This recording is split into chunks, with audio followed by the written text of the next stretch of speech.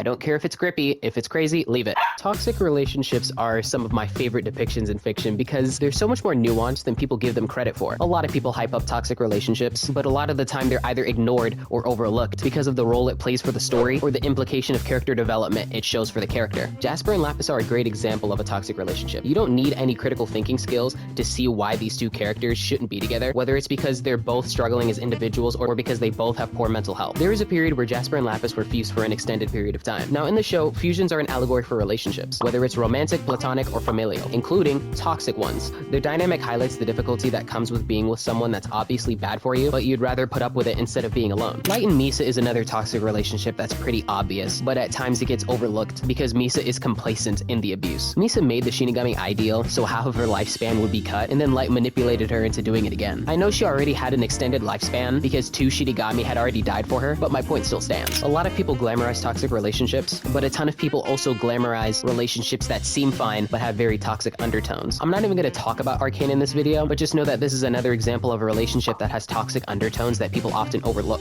A very hyped up toxic relationship has got to be Jesse Pinkman and Jane. Jesse and Jane were both struggling drug addicts that found comfort in one another and did drugs together. Mind you, Jane was a recovering addict herself, and she shared that addiction with Jesse, getting him on heroin, which was a substantial escalation in drug use for his character. Jane's actions were driven by her own relapse and her decision to share her addiction with Jesse, but even after her death, Jesse still had a soft spot for her. Oftentimes, many relationships are toxic, whether it's explicitly depicted or not.